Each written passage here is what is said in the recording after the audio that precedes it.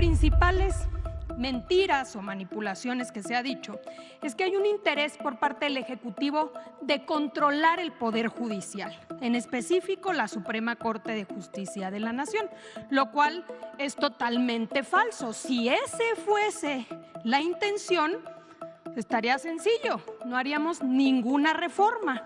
¿Por qué lo decimos? Vamos a ver cómo hoy en día se eligen a los ministros y a las ministras de la Corte, hoy, sin reforma. ¿Qué dice la Constitución? El presidente, en este caso la presidenta electa, tiene la posibilidad de presentarle una terna al Senado de la República. Así se eligen hoy a los ministros y a las ministras. El presidente presenta una terna. Estas 3 personas las elige libremente la presidenta, simplemente con que sean abogados, tengan más de 35 años y tengan 10 años de experiencia. No es que tengan que tener una carrera judicial. Con esos 3 requisitos, el presidente presenta una terna al Senado de la República. El Senado de la República, de esta terna, elige a uno por 2/3 partes y también lo puede rechazar. Supongamos que lo rechaza. Si lo rechaza, nuevamente el presidente puede presentar otra terna. Y si es rechazada nuevamente, entonces el presidente o la presidenta designa directamente quién será el próximo ministro o ministra de la Corte. Hoy la secretaria de Gobernación, Luisa María Alcalde Luján, brindó un importante mensaje sobre la reforma al Poder Judicial, tema que ha generado intensos debates y polémicas en los últimos meses. Durante su intervención, la secretaria destacó que existe una considerable confusión y distorsión en torno a los objetivos y alcances de esta propuesta de reforma, originada por la circulación de información falsa y manipulada.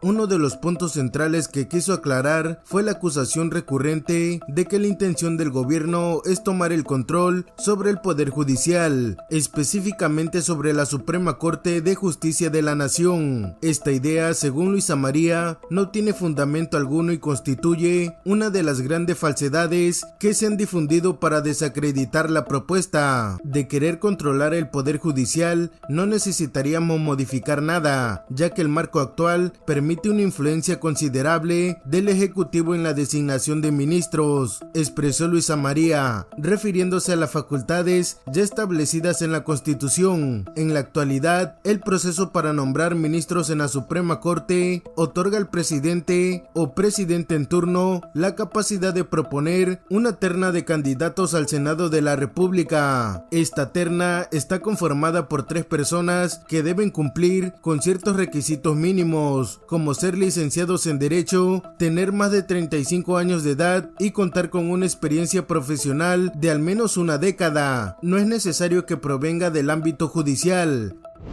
Es decir, el presidente realmente tiene la habilidad de designar de manera directa y en caso de rechazo o si se tienen las 2/3 partes del Senado, como es el caso, pues entonces se podría conformar una mayoría. Adelante. Aquí podemos ver cómo, en el caso de la presidenta electa, podría designar sin reforma a 4 ministros. El primero es Luis María Aguilar, que concluye su periodo en diciembre de 2024. Ahí la presidenta ya podría designar al primer ministro. Con eso ya tendría 4 ministros. Si suponemos que hoy 3 están, con una visión más progresista, sumando este 4.º ministro, ya se tendría por lo menos la posibilidad de evitar cualquier declaración de inconstitucionalidad de cualquier ley. Pero vamos más allá.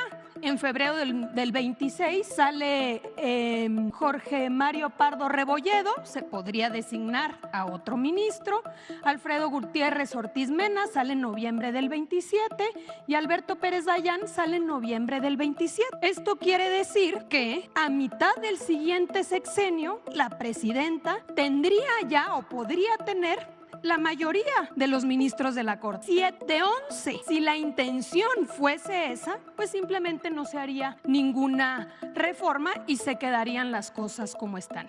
Pero no es el caso. La reforma lo que está planteando es que sea la ciudadanía la que participe, el pueblo de México, a través de un proceso democrático, que pueda acudir a las urnas y pueda votar por quién considera son los mejores perfiles para ser ministros de la Corte, magistrados y jueces. El Senado, a su vez, tiene la responsabilidad de seleccionar a uno de los candidatos mediante una votación que requiere una mayoría calificada de 2/3. En caso de que el Senado rechace la terna, el Ejecutivo puede enviar una propuesta. Si nuevamente es rechazada, el presidente o presidenta puede designar directamente al nuevo ministro o ministra de la Corte. A partir de esta explicación, la secretaria señaló que bajo el sistema vigente, preponderante en la elección de los altos jueces del país, no sería necesario modificar este esquema para que la próxima administración, encabezada por Claudia Sheinbaum, influya en la Suprema Corte. Según explicó, Sheinbaum tendrá la oportunidad de nombrar hasta 4 ministros durante su sexenio, comenzando con la salida de Luis María Aguilar en diciembre de 2024. Este nombramiento podría alterar significativamente la presión de fuerza dentro de la Corte, especialmente si se suma a los 3 ministros que ya cuentan con una inclinación progresista. Asimismo, hizo hincapié en que la presidenta electa tendría la oportunidad de proponer nuevos ministros en los años siguientes, con la conclusión de los periodos de otros 3 jueces: Jorge Mario Pardo Rebolledo en 2026, Alfredo Gutiérrez Ortiz Mena y Alberto Pérez Dayán en 2027. En total, Claudia Sheinbaum podría llegar a designar a 7 de los exministros de la Suprema Corte, consolidando una mayoría favorable al proyecto de transformación. Sin embargo, insistió en el que el verdadero propósito de la reforma judicial no es el control, sino democratizar el proceso. La propuesta de reforma, subrayó Luisa María,